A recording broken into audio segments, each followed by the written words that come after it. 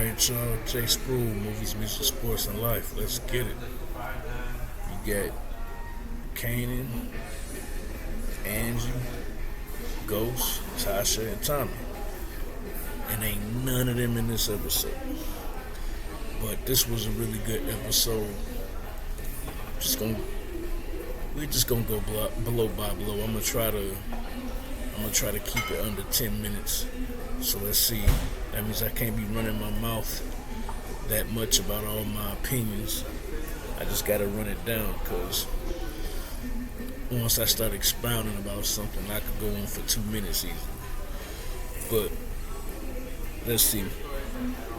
They start out at the dock.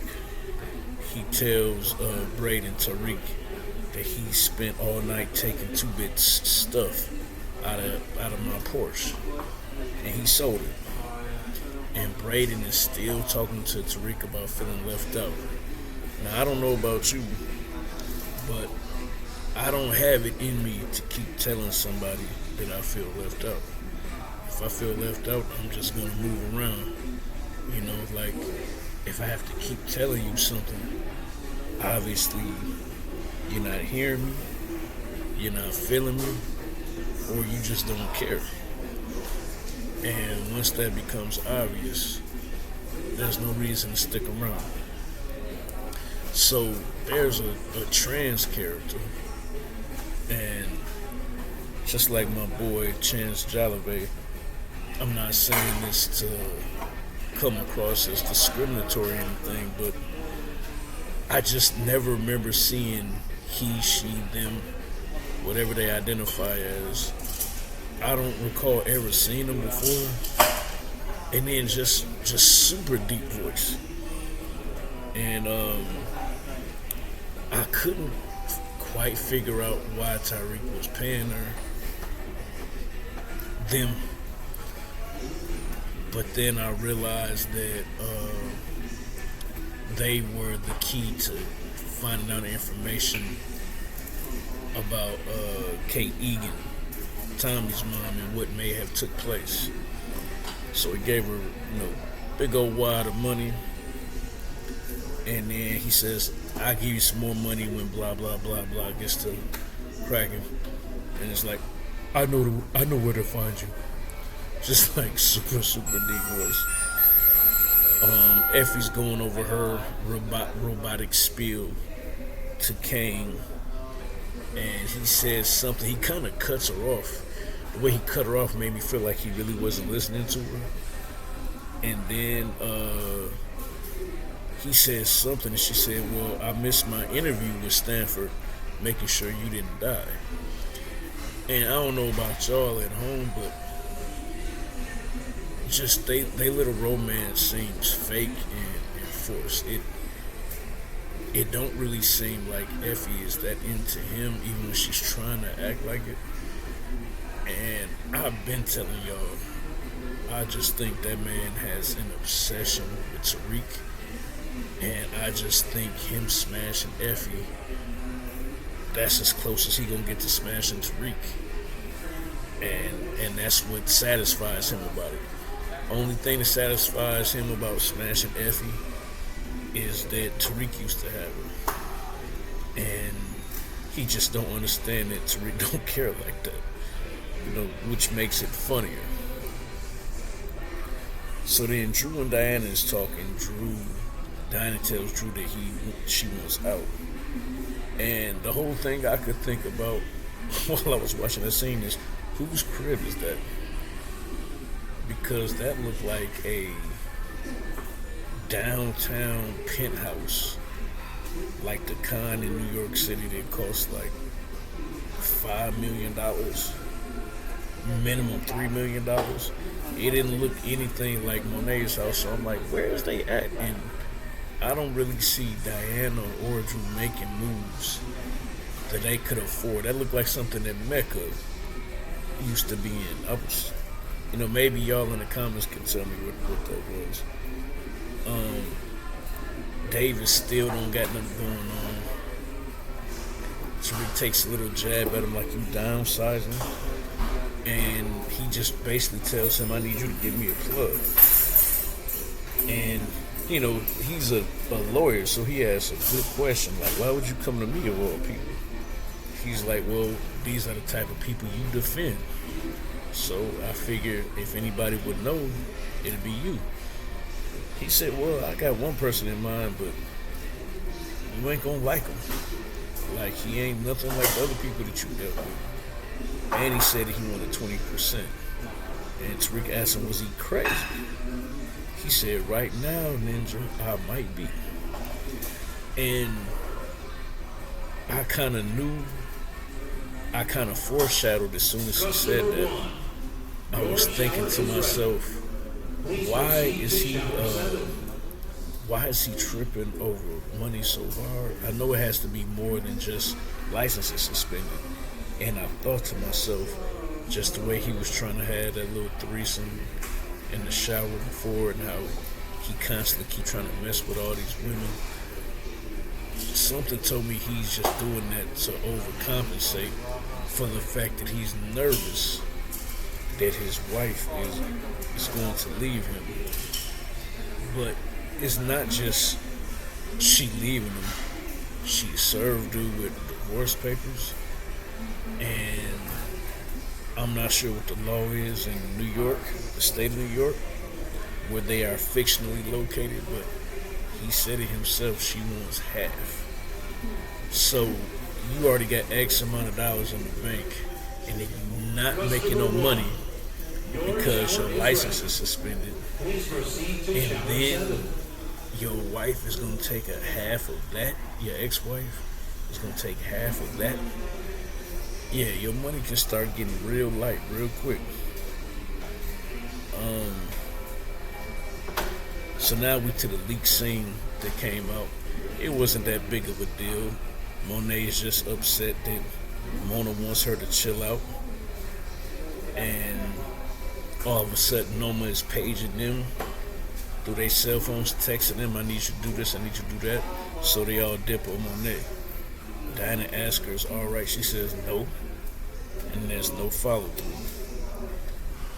All of a sudden, Obi is down at the station with Carter. Just a continuation, because he arrested him last episode. I want to go. Yeah, anybody locked up wants to go. Nobody wants to sit there. That's the most obvious statement ever. And Carter just hit him with, how do you explain these pictures of you with Tariq after you just told me that you don't know? Now we are full circle. This is the Fight Club. Much respect to Dougie Fresh. He's the announcer. If you like the Raising Canaan book 3, if you like that song, I'm a hustler, baby. I was done, and then was done, so I'm part of the game. That is sampled from Dougie Fresh, a song called Keep Rising to the Top. And I say, give it all you got, give it all you got. Ain't no half stepping, give it all you got. Well, so that was cool that they brought him in since they used his song. They recreated his song. Obi calls. Drew was at the house. Then one of Obi's brothers thanked Drew for getting the green cards. And then Drew's like, green cards? He's like, hold on. When did you get here? He started putting two and two together in his head.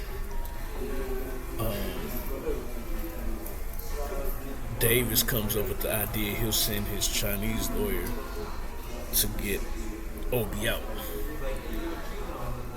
So Monet asked the question,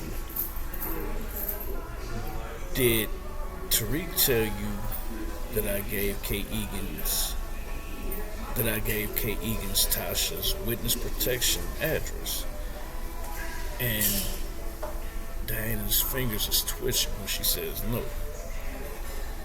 So of course they do a flashback, and Monet is beyond just, he said don't mix my kids up with the drug game. She got the damn kids bagging up.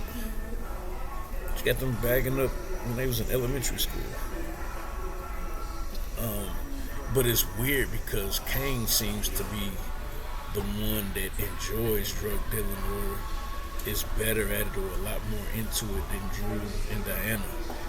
You figure if they've been doing it since elementary school, they would be better at it or more into it. But neither one of them seem to care for it very much.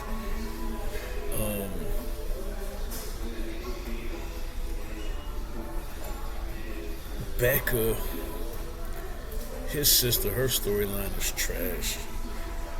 Like, just skip past that. Like, it doesn't connect to anything. Brayden just wasted his time going over there. So now Obi is in front of Noma, lies and says he got picked up by ICE. Then Drew just outright snitched on him and allowed Noma to figure out, did you return his kindness by helping him escape execution? And as soon as she said it, I was like, oh, he dead. He gone. And then I don't even know what she had in her hand to hit that jugular vein. But Obi took it like a G, didn't he? He was like, You know what I mean? He wasn't gonna do no squealing like a pig or crying, like none of that. And then he called her a devil in Nigerian before he passed. And then she told him, thank you for your service in Nigerian. And then just turned around and was like, clean this mess up. So Tariq confronts Effie on if she's moving a new product on campus. And she said no, but she was worried. When I saw Brashandria walking with Effie, I was like, she turned into a big bag. You know, she's always been on the thicker side, but I think she's letting herself go a little bit. And of course, she's just being extra dramatic about Diana being pregnant. So Noma's messing with Kane. Oh, you have an unnatural connection to your mother. Like, that's a weird thing to say. How can you have an unnatural connection to your mother? It's your mother. He said, couldn't let the tit go. And then he says, excuse me, don't get it twisted. No, bro. You just watched this woman kill somebody in front of your eyes last night. Her right-hand lieutenant shanked him in the jugular, and you grab her arm. They messed around, dude. They messed around that time she asked him if he wanted to drink. They messed around that night. Because only people who have been physically intimate with each other grab each other's forearm like when you're upset. I know, I've been there like twice. Got to grab a female by the forearm and get in her face.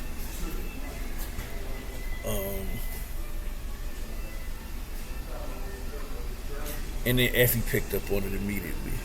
Yeah, like, immediately. So, a little funny thing, in one of my videos, I was telling y'all I did the research. She had the mint green Louis Vuitton jacket, and I told y'all that, you know, that was at least $25,000. And then she just confirmed, she told her sister it was $30,000. So,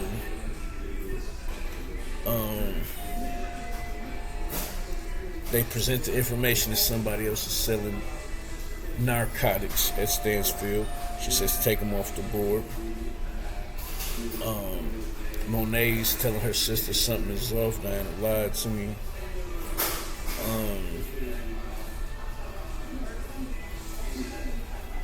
And then there's an interesting conversation with Effie and Kane. And Kane says, I think you're working with Tariq. She says, why would I mess up my exit strategy?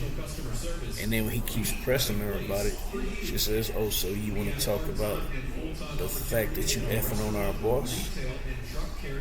And at first he kind of denied it. She said, what, you think I'm stupid?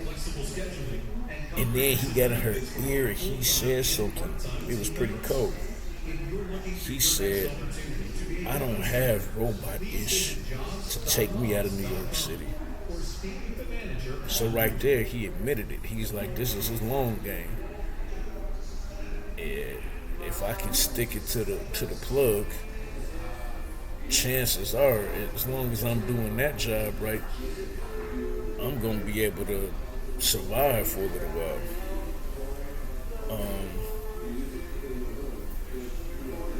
So then he came up to us and I thought about what you said earlier, and they started going at it again. But like I said, my personal feeling is it was probably their second or third time doing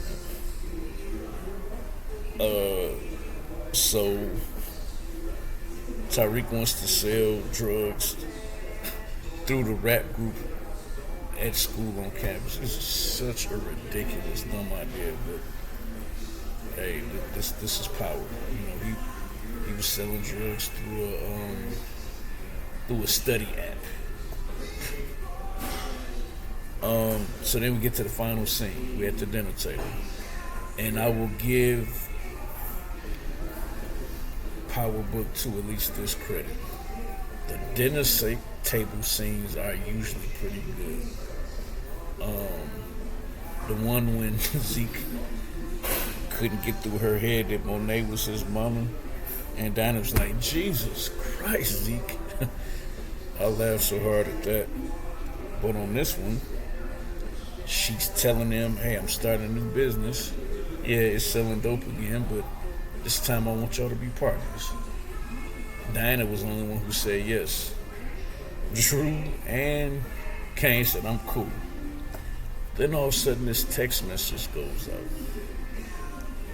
And Monet pushed it to the side at first because, we're talking about business.